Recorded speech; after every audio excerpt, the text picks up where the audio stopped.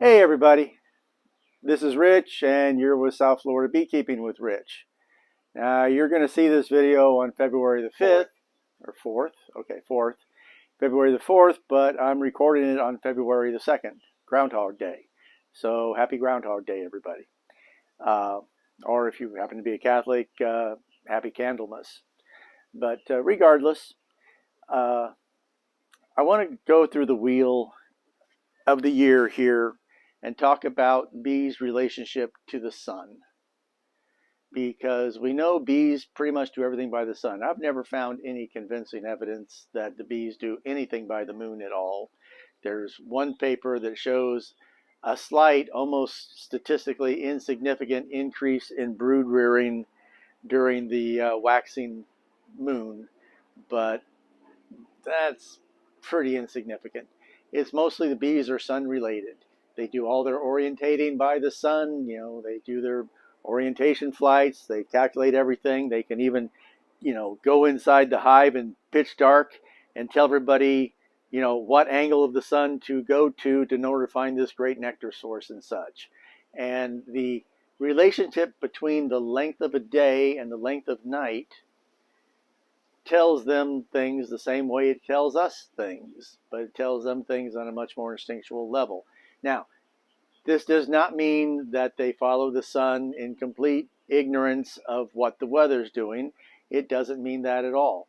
Some of what we're going to talk about for some of you is going to be meaningless, because obviously if you're in the northern tier of states, then the bees are still in cluster, and the fact that we've hit February 2nd is pretty much meaningless to them at this point, because there's no activity going on. They're locked up tight. There's no buds on the trees or anything else. But if you're in the lower 2/3 of the country, this is starting to be meaningful. Oh, and by the way, I should mention that if by some chance you're watching this in the southern hemisphere, in Australia, New Zealand, or whatever, I'm sorry. I'm not going to try to readjust my mind and recalculate. You just have to turn this whole thing upside down. That's all there is to it, and you'll just have to figure it out for yourself. So at any rate, winter solstice, December 22nd. No, we're at February 2nd. Yes, but we're going to start with the winter solstice on December 22nd, the shortest day of the year and the longest night. Every day after that has more minutes of sunlight than the day before and fewer minutes of dark than the day before. That brings us over here to February 2nd. And by this time, the winter bees, which are in this colony, are preparing for the queen to start feeding the right food to make spring bees, that is, to make worker bees that will go out and forage. They're not giving extra material to them, different food sources and such to make the fat-bodied winter bees. They're starting to make spring bees, so that in 6 weeks from this point, we're over into this area, and they're ready to come out, and they're ready to start gathering food and nectar and a lot more pollen and begin the resources and begin the buildup. March 20th, first day is the equinox. Light and dark are the same length. Every day after the equinox, the days are longer than the nights, and they continue to get longer and longer, and the bees are very stimulated to do their spring and summer buildup. We get to June 21st, the summer solstice, the longest day and the shortest night, and while it's hard for us to comprehend it, they actually understand. By the time they've gotten a week or two past this, they're understanding that the days are actually getting shorter and the nights are starting to get longer. During this period, they want to increase brood. A natural hive in its own, without having been genetically messed with by men who want more production in this area, they would have been focusing mostly on making more and more bees. All right?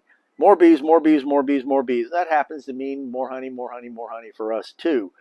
When we get to this point, where the growing dark is, they're less focused on more bees and more focused on packing away more resources, because they're seeing that first signs that, okay, we need to be packing it away. Now, of course, we make use of this.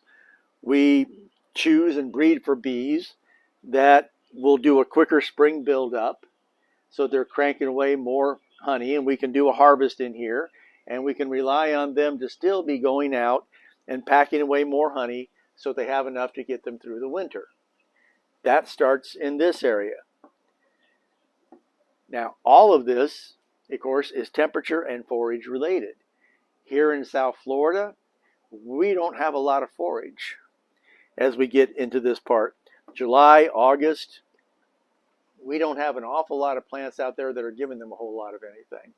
With any luck, we sometimes get a fall flow of a few nectars, mostly from invasives like Brazilian pepper, and in other parts of the state, the tallow and such.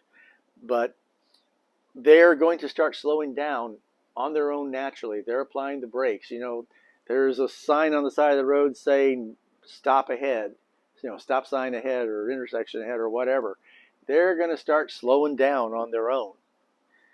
You get to the autumn equinox, where again, the length of the day has shortened down to being the same as the evening, and that really kind of triggers them to be packing it away, but to start reducing the number of bees.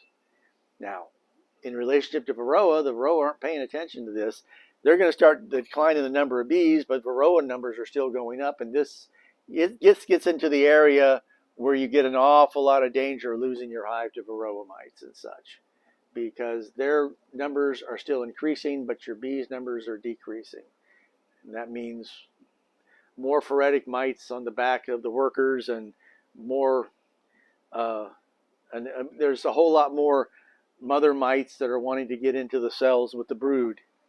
So you get past November 1st, October 31st, All Hallows Eve, November 1st.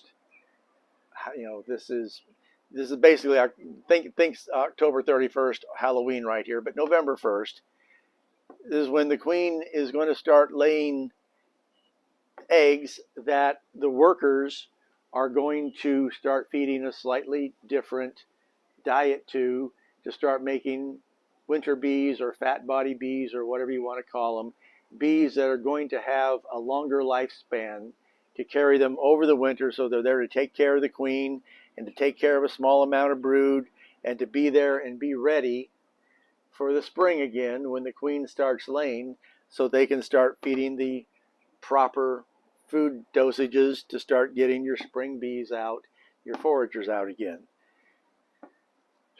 So it's just February 2nd is the most important date, really. You might argue that winter solstice is. I argue that February 2nd is probably the most important date on the beekeeping calendar, because things are going to be moving fast after that. I've said in videos before this that if you're not ready by the third week in January for your bees to start taking off, then you're already behind the 8 ball. And what happens immediately after that third week in January that I keep talking about is February 2nd. This is probably the most important date across the bottom 2/3 of the country, bottom 2 tiers.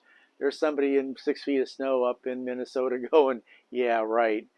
Well, what are you doing watching a beekeeping channel on tropical beekeeping? You know, but he's bored. He's bored. He's got nothing else to do, so let me see what it's like in the tropics.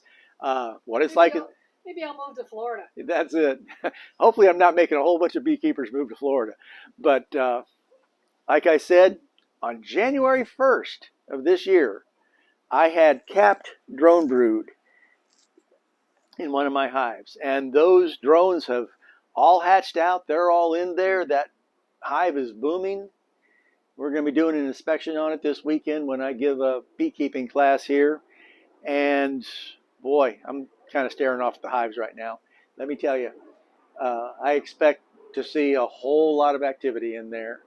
You know, I expect to see lots of pollen and nectar coming in. I expect to see a whole lot of eggs and capped brood. You know, we're getting ready for it here. And you should be getting ready for it too. If you're in Georgia, if you're in Tennessee, you know, yeah, Tennessee is still getting some cold nights, and if Puxatawny Phil is right, which he is about 40% of the time, so he's probably got a better track record than the weather forecasters, but not that much better. There's over the 120 years they've been tracking this with Puxatawny Phil, you know, it's been about a 40% correlation of him being right. A lot of times it didn't take another 6 weeks of winter. It started before then, but regardless, down here we're in full swing. North Florida, full swing. Georgia, yeah, you guys had better be on top of it there. Tennessee, well, you may have a little while to go yet, but not too much more before you need to have everything in place and on the get-go. That's it. It's a simple video. It's just February 2nd. You know, it should be Beekeepers Day, really. As far as I'm concerned, it is the most important date on the calendar for us. So this has been Rich, South Florida Beekeeping with Rich. Be sure to like and subscribe if you like the content that I put out. And I will see you guys next week.